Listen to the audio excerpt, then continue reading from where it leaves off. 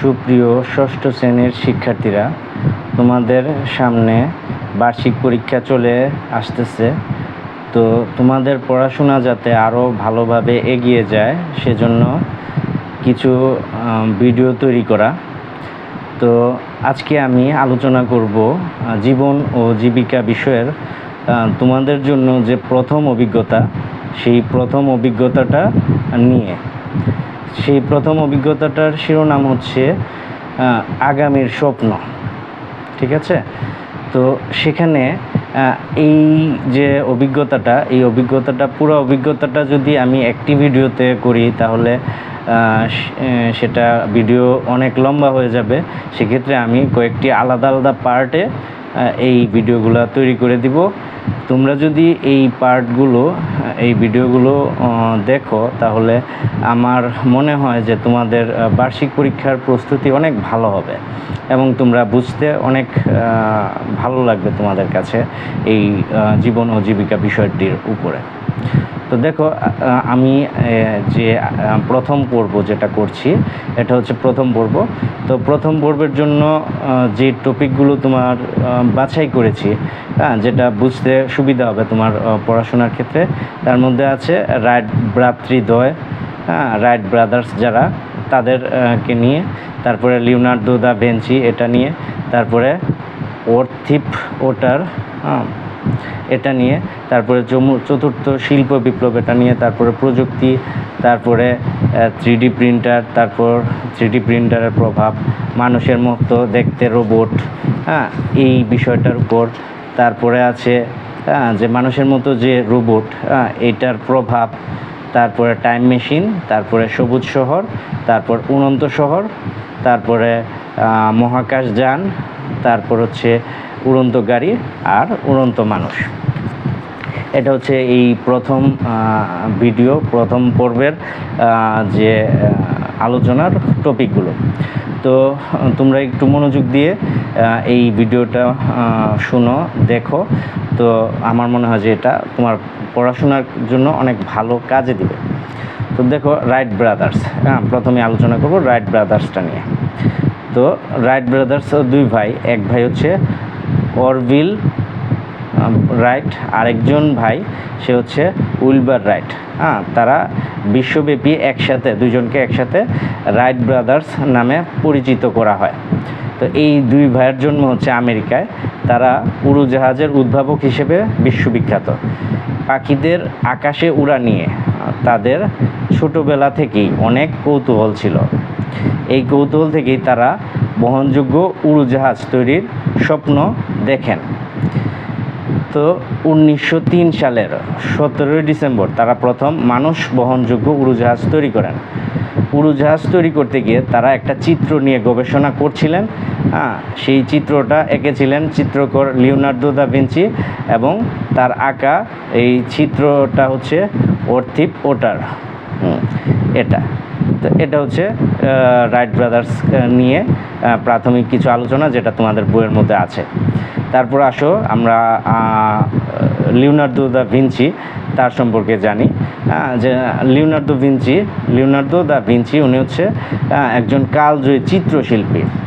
তার জন্ম হচ্ছে ইতালিতে। উনি হচ্ছে ইতালির নাগরিক। তো সেই ইতালির ফ্লোরেন্স একটা বিখ্যাত শহর। সেই শহরের একটা ভিঞ্চি নামক নগরের একটা ছোট গ্রামে সেখানে তার জন্ম হয়েছিল। প্রায় 500 বছর আগেই তিনি তার যে চিত্র আঁকার যে খাতা, সেই খাতার মধ্যে উনি এই অর্নিথোপ্টার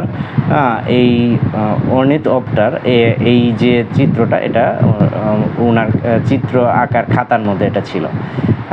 তো সেখানে তিনি এই খাতাটার মধ্যে, এই চিত্রের মধ্যে যে তিনি কল্পনায় আকাশে উড়ার ছবি, কিভাবে মানুষ উড়তে পারবে, এটার কিছু ছবি তিনি এঁকেছিলেন এবং ছবি এঁকে খাতাটা একদম ভরিয়ে ফেলেছিলেন। তো এই সব ছবির অন্যতম চিত্র বর্তমান যে হেলিকপ্টার, এই হেলিকপ্টারের মতোই অনেকটা দেখতে সেই সময়ের ওনার আঁকা অর্নিথোপ্টার। তো এইটা হচ্ছে লিওনার্দো দা ভিঞ্চির কথা। এখন ওনার যে বিখ্যাত ছবি, বিখ্যাত অনেক ছবি আছে, এর মধ্যে আছে মোনালিসা, বিখ্যাত সবচেয়ে বিখ্যাত হচ্ছে মোনালিসা, তারপর আছে দ্য লাস্ট সাপার, এরকম আরও অনেক চিত্র উনি এঁকেছেন। তো এখন আসো যে ওই অর্নিথোপ্টার, এটা নিয়ে একটু আলোচনা করি। যে ওই লিওনার্দো দা ভিঞ্চি 1485 সালে একটি উড্ডয়ন যন্ত্র, উড্ডয়ন মানে উপরে উঠা, তো উড্ডয়ন যন্ত্রের নকশা আঁকেন। এই নকশাটি উনি নাম দেন অর্নিথোপ্টার, এইভাবে নামকরণ করেন। তো প্রকৃতপক্ষে অর্নিথোপ্টার হলো এক ধরনের উড়ন্ত যন্ত্র। এটি পাখির আকাশে উড়ার দক্ষতার আদলে নকশা করা হয়েছিল সেই সময়। তো অর্নিথোপ্টার সেই যে নামটা উনি দিয়েছিলেন লিওনার্দো দা ভিঞ্চির পাখিদের আকাশে ওড়া নিয়ে যে গবেষণা উনি করেছিলেন, এটার ফসল। তো এখন আসো যে চতুর্থ শিল্প বিপ্লব নিয়ে একটা কথা, যে তথ্য প্রযুক্তি নির্ভর ডিজিটাল বিপ্লবকে বলা হচ্ছে চতুর্থ শিল্প বিপ্লব। এই শিল্প বিপ্লবের ফলে চমকপ্রদ স্মার্ট প্রযুক্তির ব্যবহার বাড়বে।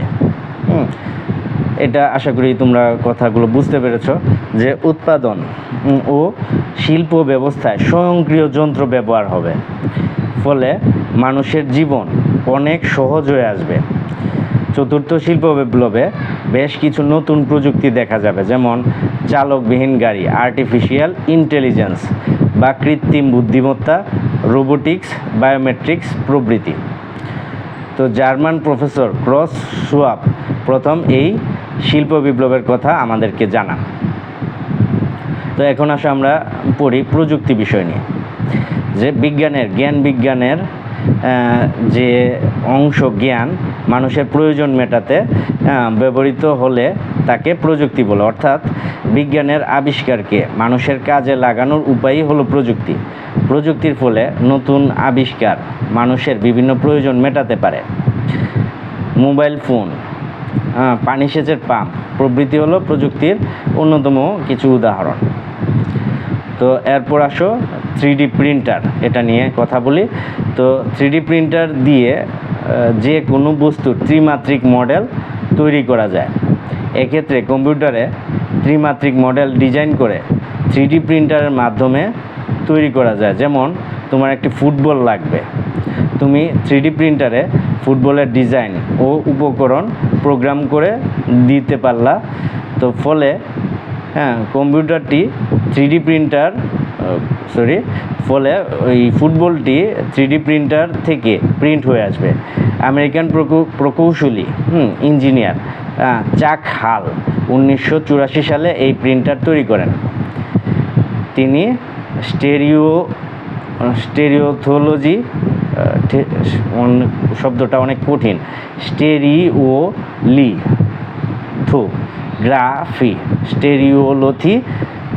স্টেরিওলিথোগ্রাফি এই যে জিনিসটা প্রসেসর এই গ্রাফিটা প্রসেসর উপর ভিত্তি করে প্রিন্টার তৈরি করেন।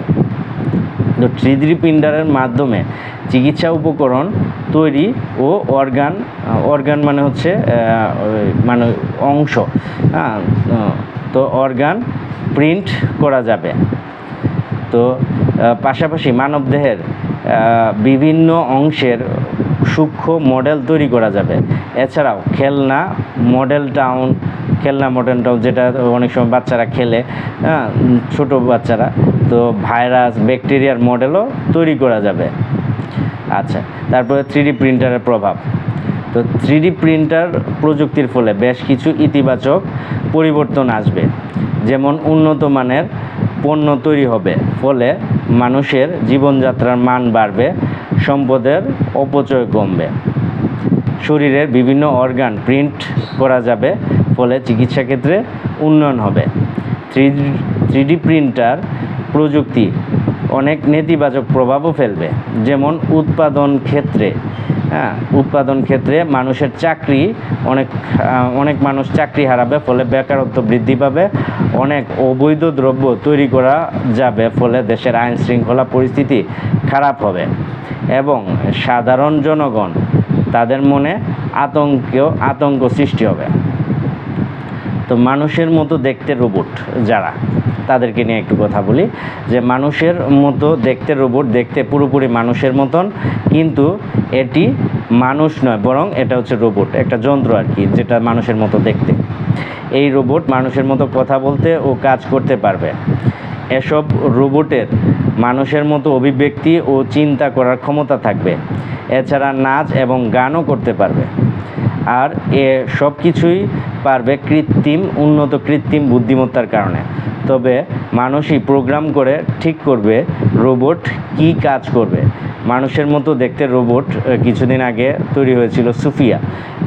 তো এটা বেশ সাড়া ফেলেছিল।